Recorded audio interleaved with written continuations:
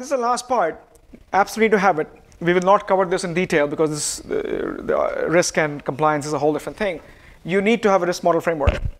So remember, I had a supporting thesis, and I had some of the other elements of what is it, investment risks that I have, strategy.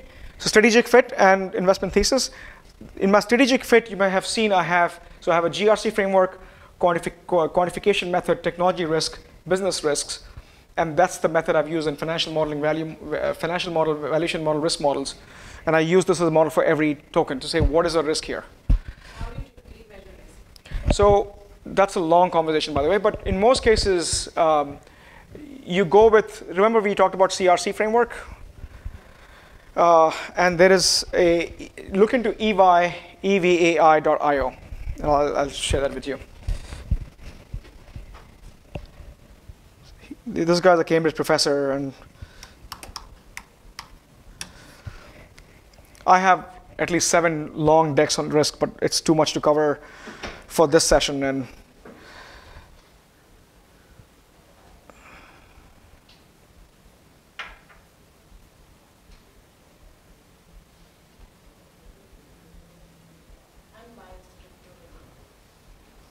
yeah, this is kind of weird. I mean, it's a good for a framework thing, but we take everything with a grain of salt. You just don't consume just because somebody's putting it on a website.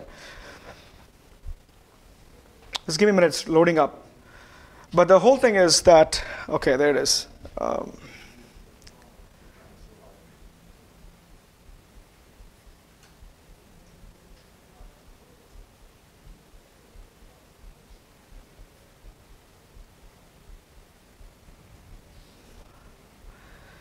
Smart guys removed it.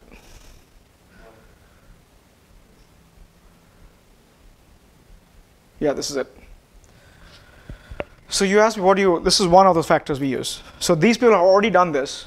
So they have, just like you have S&P and Bloomberg type stuff, right? So they're given rating with A1, A2, and A is generally good, B, C, and D is like junk type stuff. They'd use these 8 factors: liquidity, sentiment, volatility, momentum, utility, behavioral biases, overextension. So I look at this too. So you have Luna Crush. Have you heard of Luna Crush? Anybody? They're looking to sentiments. These are meme-driven stocks. I look into Glassnode. I look into the overall crypto Miso. Have you heard of crypto Miso? Looks into how many code bases you have done. So liquidity, sentiment, volatility, momentum. All this combined gives you this rating. I'm building on top of that. Somebody already done the work. But I always don't accept, like for example, the week Bitcoin went down 30%. They marked Bitcoin as C1, which is like almost junk. It's not junk, just momentum that hit it. So they have some flaw in this. You just have to not take it for the face value, but it's a pretty decent model that factors these things. So we factor this too. After we take this, I go back and of the tokens I've chosen, look into sentiments, look into momentum, look into some of these things, and come up with the fact that, and that goes into the investment proposal to say, if you're choosing an alternative Bitcoin ETH, this is what it should be. Okay. Questions, concerns? I'll show you the crypto Miso. What? Yeah, I know. That's because their rating depends on the price wallet is a big part of the whole thing. So when price goes down, most of them really go down. So here I have all these portfolios that I'm tracking. This is my base assets list model portfolio. And I put in a million in this portfolio. This is just for tracking purposes. This is my first sort of pick, a model portfolio. I picked these assets, and it's gone up by 35%.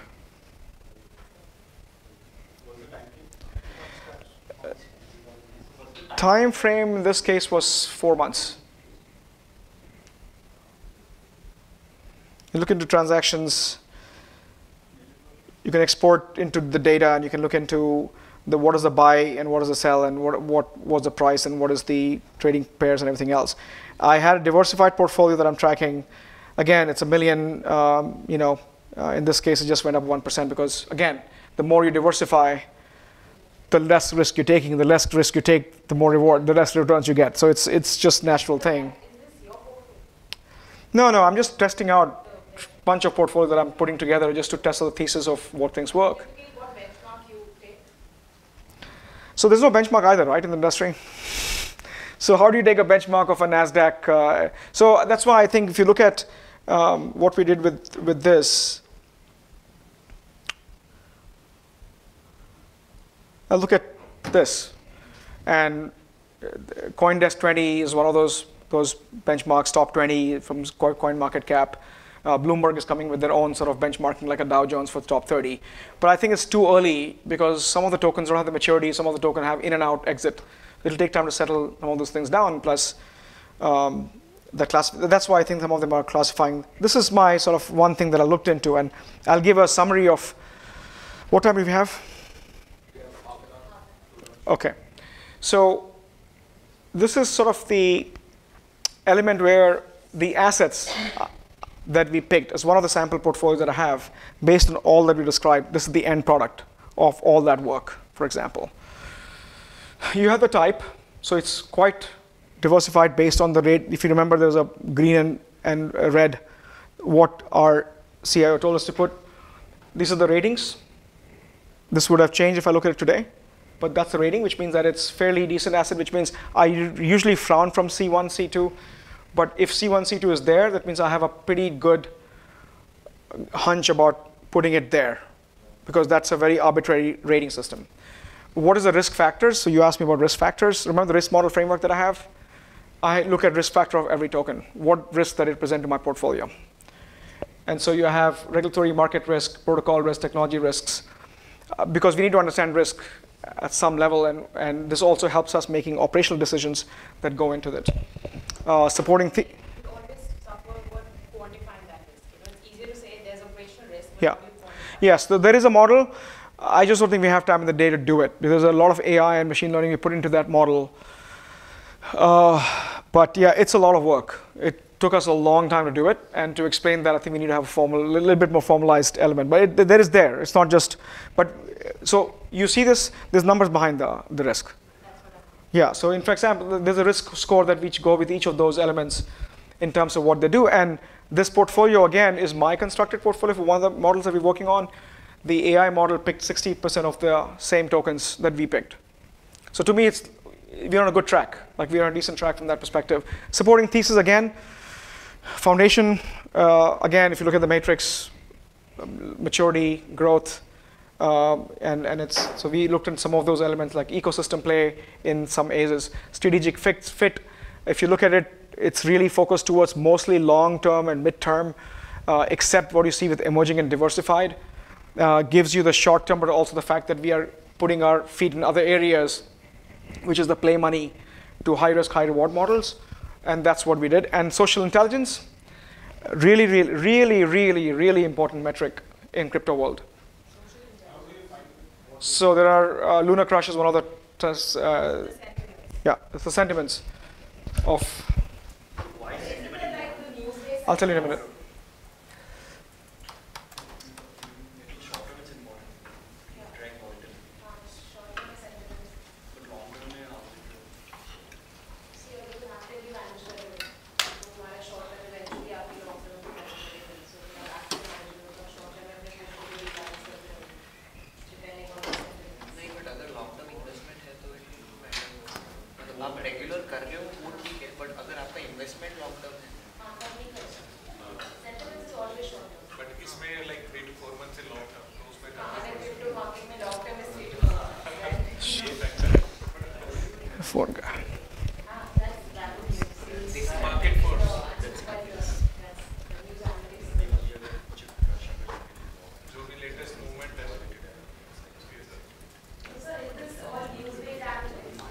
No, so this Lunar Crush, it's a company that I know.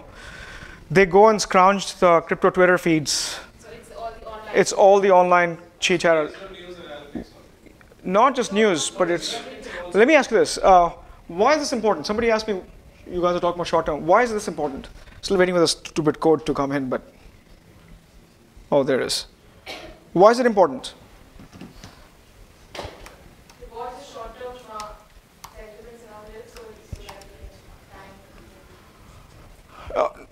Obvious, right? But why is this one of the most important factors that I'm forced to put as one of the looking into criteria? That Behave the, like how the index is going to behave, like whether it's going to up or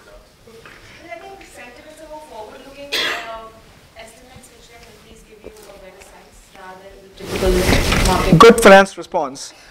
No, it is good finance response. I'm looking for more. What is it? Why is, remember we talk about community. We talk about why is Doge what it is? It's nothing but sentiment. It's meme-driven element. Why is that important in crypto space? Come on, we spent a day and a half.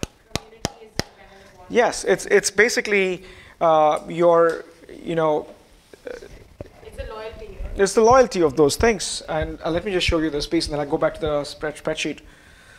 So this one goes into different areas where I can look into, let's go over feeds.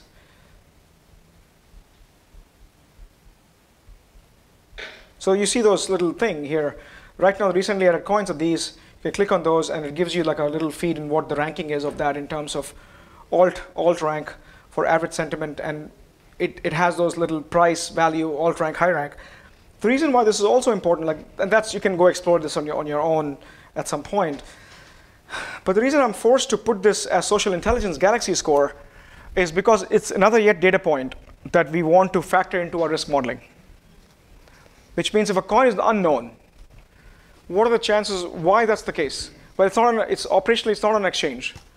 So even if I want to put my fund, how do I trade that coin? How do I trade the token? How do I be able to move it in and out? How do I do that? It's hard, right? So I had to put that here. Then you have the code activity, another important metric. So for all the technical people in the room, that goes into it is, for example, Bitcoin. I have 3,000 commits, 100 contributors. Same with ETH. I have no data for Cardano. Why is that? I have no data for Uniswap and Mana and Chillits and Luna. Why is that? Commits are code. Like, so for example, when you go in GitHub, when you're in technical community, people write code and you basically go edit code and you commit it, which means that you commit the code to the repository and people accept the code or reject it. That's right. That's right. So it's most of these companies, and to me, it's an indication of how decentralized the system is, both plus and minuses. So if you're truly decentralized, you need to have these metrics that is purely community driven. So if you claim to be decentralized and you have nothing, there's one of those guys here. No, I removed that because this matters to me. Is yeah, this one here. 6 commits and 1 contributor. One guy has 6 commits. That is a risk. That you want to be decentralized. But no data is not a bad thing because now there's a company behind it. And so that means you're not decentralized. You're a DAO. You're utilizing decentralized infrastructure, but you're a centralized entity, which is not a bad thing because now you have a business model. People are committed. You're actually, so it's not a bad thing. So we don't have to drink the decentralization Kool-Aid, as you were mentioning yesterday. But the question here then becomes is having that analysis and insights to say why that's the case. So if I had seen this in Bitcoin, I would be concerned in its valuation today. Which one? Yeah, it is. It is still closed. They haven't opened the whole ecosystem around it. Because many of them view the layer 1 as a core IP.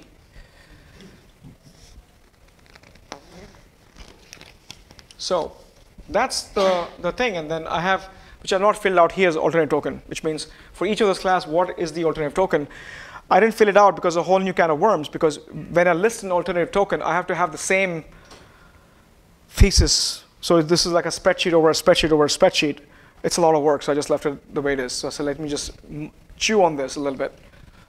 So, and it's mostly data driven. How do you choose weights you attach to these factors? Where do you see weights? Yes, I do. So we look at data. So 2 things. One is, so I'll tell you this. Investment I've learned over time is all about hunch. You can have all the data in the world. It's your... Also, you need to be an expert. Yes, so you have to just know and read and learn. So we do use a lot of data-driven elements, and we use the data as a narrative tool. Because data sometimes have recommended things which I'm like, never going to invest in that, no matter what data tells me, right? So you have some of those scenarios. So, question, concerns, comments. I do want to take a check on, because after lunch we'll have like an hour and a half, and so we want to make sure that we are addressing. So somebody erased our amazing work that I'd done yesterday for the next class. Did we address, so the Web 3.0 people in the room, any open question on Web 3.0, any open question on investment? And there were a lot of questions on these two topics of Web 3.0 and how do I make money from this? And that's why I dedicated this morning for complete crypto. This is one of those methods. I have a few more that I can go through in terms of what the market players, which is what I plan to do after lunch. But question, have we addressed all investment questions that came up yesterday? It could be a binary answer, yes or no is fine. I want some insights on DeFi. Okay, so you want DeFi into it. Okay, that's one data point. What else?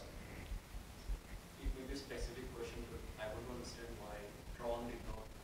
Yeah, that we're not going to address in this class. I can meet with you afterwards and talk about Tron. Only because if you start looking into every crypto asset in a class, honestly, I may not even know those answers, right? So I think for specific tokens, we should take it offline.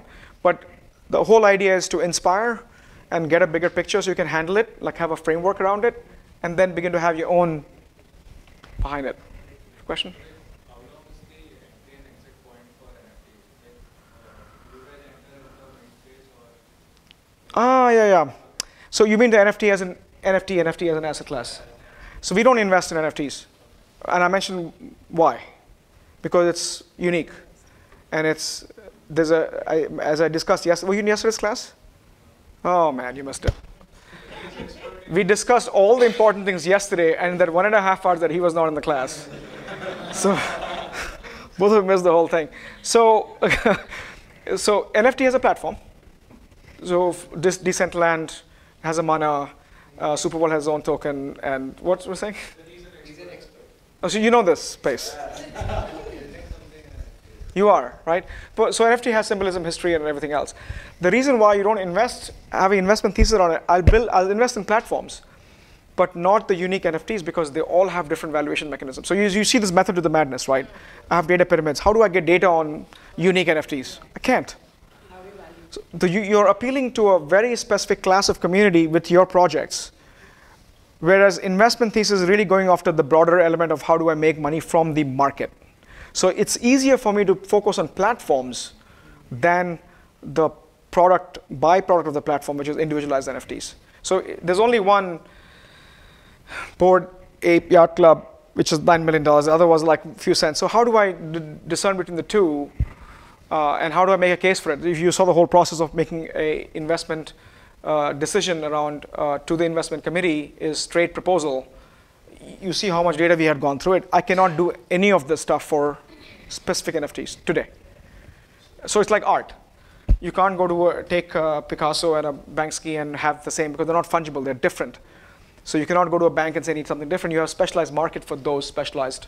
And I expect the same specialized market like today it's super rare and OpenSeas. It's going to eventually bifurcate into some very specifics because they have their own challenges. Does that make sense? So valuation NFTs, I don't want to get there. It's just, I don't think there's a perfect model and you can spend your lifetime doing it. Some guy's going to come and break that model in an instant. If LeBron James decided to play cricket tomorrow, well, that changes the whole dynamics of sports NFTs, for example. Does that make sense? Yeah.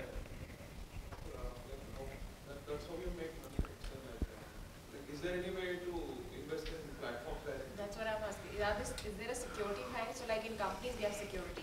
We invest in. So in platforms. Yeah, you can buy mana for Decentraland. So Decentraland has token, right? So remember, every project will have a token. Token gives you utility to play in that. So Chillits is a platform that Sorare basically had this for sports. See, in that case, margins and the return on, you can expect very less return, right? Whereas in NFT, you can expect a return of 300, 400, 500. That's correct. High risk, high reward. But the thing is, this, right? That if you want to invest in NFTs, we are going after a fund.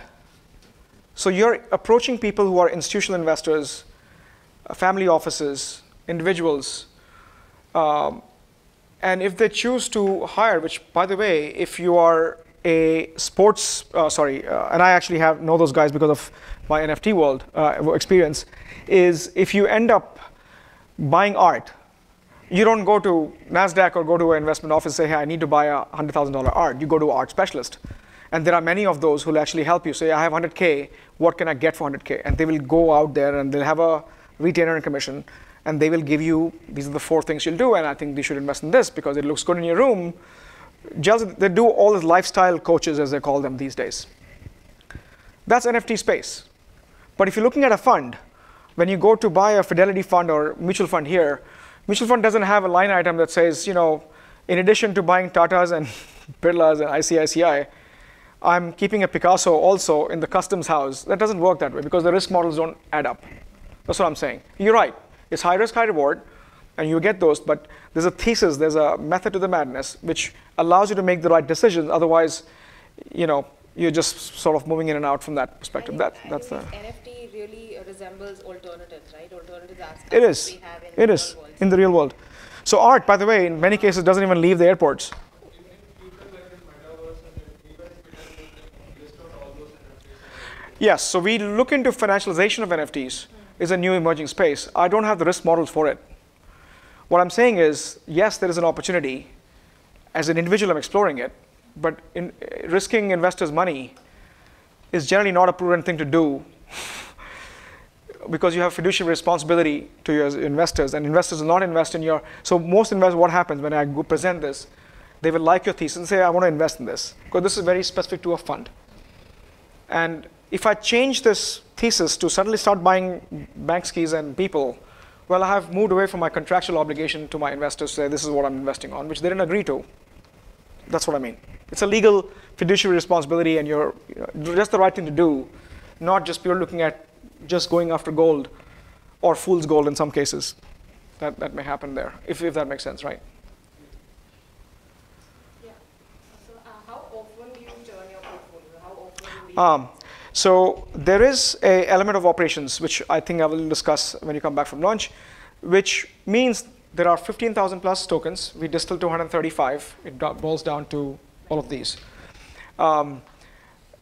There are, for a fund, I should do this on a whiteboard.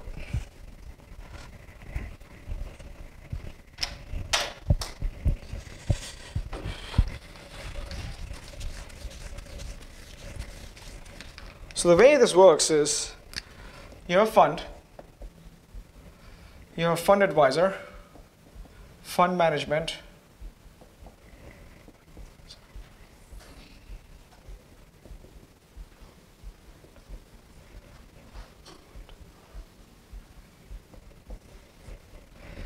so you have a fund, you have advisors who charge an advisory fee, so you have the fee structure that you have for the fund. They hire a fund admin to do the operations, taxes, accounting, only because you want to separate the separation of concerns so you don't have issues, which historically has always been the case, like Bernie Madoff. Bernie Madoff was one shop fits all. They were cooking all the books that happened. And then you have the fund managers. Fund managers basically ensure that what was told earlier, that you decide to move to NFT, fund manager says, that's not what you told your investors, so you can't really do this.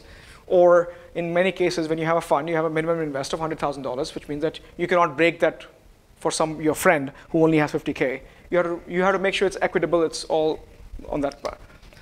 Fund admins have operational elements. What does it mean? Today, what does operations imply? What do fund admins do? How many of are familiar with fund management here? What does the fund management do? What is the today, not crypto, but today? What do Research, resources required for research, then travel, which is required to actually go and meet the people. Yeah, they do elements of banking relationships, movement of money, payments. They take instructions from the fund admin to say sell this, sell that. They connect to an exchange, connect to a custodian. They have all these back office functions that we will not care in this room because all you want to do is click and buy that little mutual fund. So what happens in our case in crypto world, so remember there's a market infrastructure. Market infrastructure is people who are doing exchanges to exchange. DTCC has central bookkeeping, or central CSDs will have central security depositories. And then you have custodian will keep safekeeping and fast. These are all different players who do different things. In crypto space, custody is a huge, huge issue. Why? We discussed this yesterday. There's no free lunch here. We're not leaving lunch till you answer my questions. Why is custody an issue? It's not regulated, so like all exchanges can also be. Like we've seen exchanges also shut down and be like run with money. Yeah, but exchanges also provide custody solutions. You can have a non-custodial wallet and still run with it. Why is custody a challenge? It's a technical issue which Karan opened the can of worm yesterday. So you can blame him for the question. Connecting those blocks. You have asset class spread over a dozen of layer 1 protocols. Different asset classes. Some of them are CDP, some of them are security, some of them are these things. For you to custody, just safekeeping an asset, I mentioned this yesterday. When you safekeep, if I'm safekeeping your asset, what am I really doing? No, but asset never, you don't have an asset. Asset always lives in blockchain, right? Remember this, asset, you have a claim to an asset, you have a wallet. Wallet has a public and private key. Public key is something people look at, your wallet address. And private key is something you have claimed. But asset never sits with you. It's always sitting on the chain. So what do you do when you give somebody a safekeeping of the asset? You give the keys to your kingdom. Right, what? You give them all the power. So the question is, it's a challenge for two reasons. One is, asset never, unlike the traditional dematerialized assets, which is papers, it's physically used to be moved early on, but now we have a digital way of moving them, but they're all kept and they perform function like lending and borrowing and everything else. But in digital asset, there are two things. One, there are many protocols. There's Bitcoin, there's Ether, Solana, Cardano, Decentraland, and other things that are emerging. They all have different protocols. They all have different cryptography. They have different standardized elliptical curve XYZ, ECDSA versus ECDSH, whatever that is, which means for custody, I now have to have those keys that I can manage, which conform to that protocol. Swim lanes, essentially. So most operational elements, so if I have to deal with something like, by the way, what's HNT? Helium Network Token. There's no custody services for that. No custodian offers. So it's in my portfolio. I'm bullish about it, but I don't know who to custody with. And I, as a fund advisor, legally and operationally, just don't want to touch it. All I'm doing is, I'm advisor, I'm collecting a fee, and that fee is distributed among these guys, and it's the fund admin that actually has to keep in track of some of these tokens. So you have about, biggest I've seen with Bitcoin SWI is about, I think about 65, 70 asset classes. My distilled framework was 135 asset classes. So you can imagine operational challenge, and why that's important, because when I have to do trade decisions, find market makers, buy and sell, I need direct access. So this is the connectivity to these exchanges to be able to buy and sell. Which means that if I can't custody Helium, and Helium is only traded on Coinbase and not Huobi or CoinDCX. So now I have a liquidity challenge, hence the term liquidity risk. So it has to be long on those. So it becomes a little bit more esoteric as you can understand the complexity of this, that while this world is moving at a much faster pace, this structure which has historically been there still has to be defined. Can't say that. I really can't say that. I can give you an example of 30 of them. Personal one I use Coinbase because Coinbase is an easy one, like you're using CoinDCX and this thing. But you have Copper, Fireblocks, Metaco. There is a spreadsheet which I have. It's 139 custodians in the world. I can share that spreadsheet with you. I can't tell you what we're using, but it's just how it is. But yeah, he wants everything, man. This guy's relentless. He's relentless. He's asking everything. Now I have to start putting smart content for even questions now. Smart content for questions. Post a question in smart content. Deposit the ether to get the response back. It's going to be the AI, the Q&A AI piece with the smart content perspective. So did I answer your question? I think you asked a question. That long-winded response. Did you ask that question also? We were You. about the Portfolio thing. imbalance. Okay. Anything else? I'm not answering on Tron. Tron is not my objective today. I'm just. It's something that we didn't discuss. Actually, we didn't touch upon the concept of metaverse. Like we have so many digital universes that are coming out, like decentralized, and Facebook is coming up with its own idea of metaverse. So how do you think the metaverse can gonna shape up? What are your views on that? On how metaverse is going to shape up? I mean, there's so many digital universes, right? I mean, Yeah. do you think everyone is going to coexist and we'll just be able to move from one to Yeah. another? Or do you see some becoming dominant and some taking the whole space? Yeah. Okay.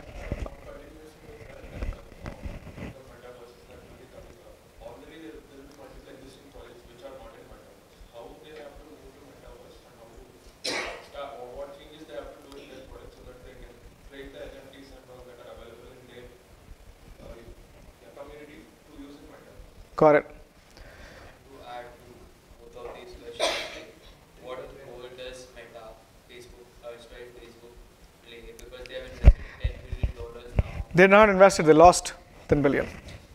10 billion. They've lost 10 billion. They have not invested. They just in the name.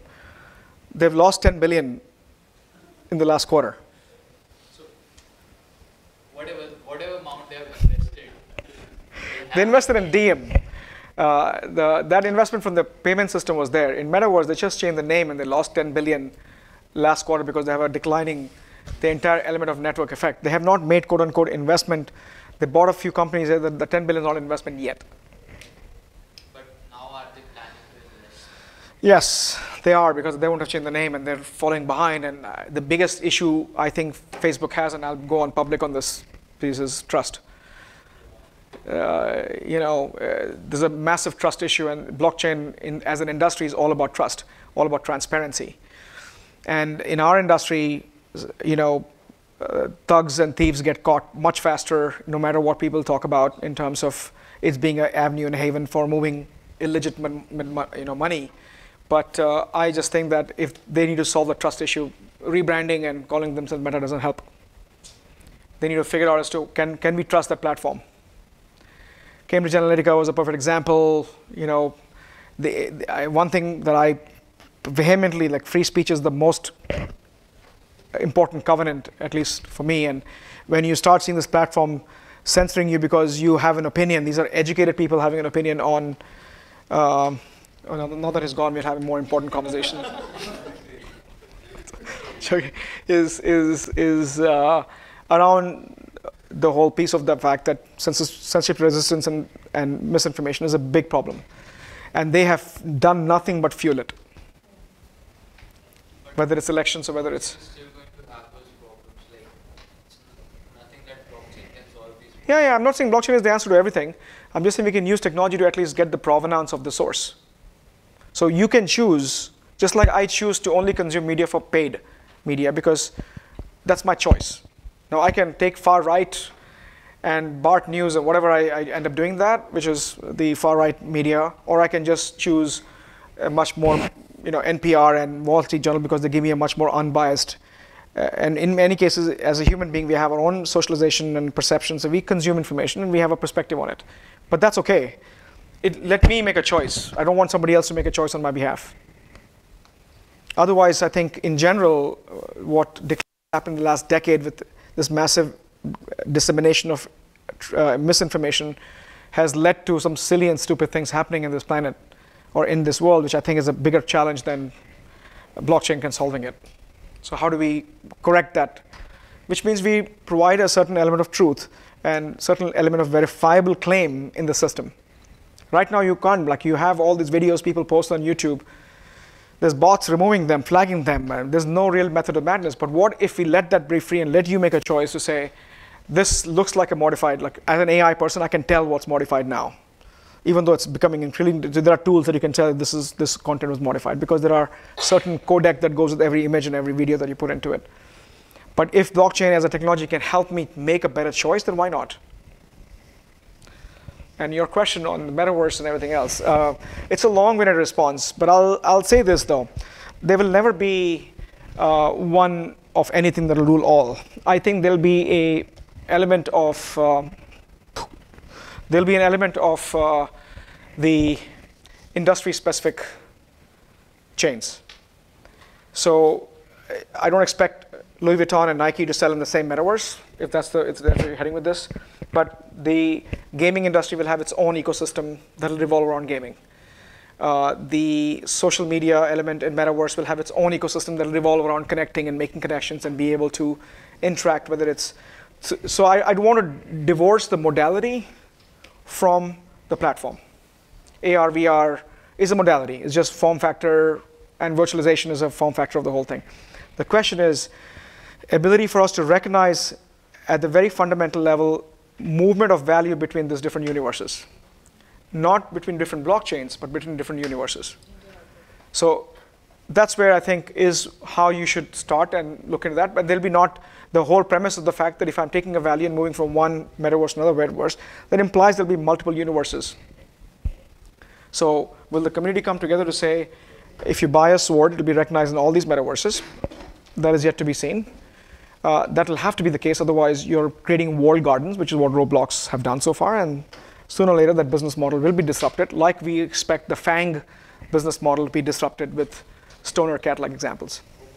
Open source. Open source is given from that point of view. Have you seen Ready Player One? Yes.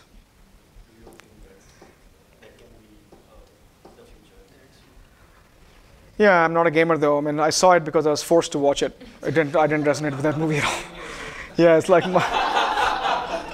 my son is a gamer. Like, Dad, what all we do to connect with our children? I'm like, whatever, man. I'll watch this with you. And not only this, how I know how old the kid is. I had to watch the Lego movie. I mean, I'll still take the Ready Player One, but sitting through the Lego movie was a pure parental test. I'm like, man, I'll do anything for my son, even watch this shit.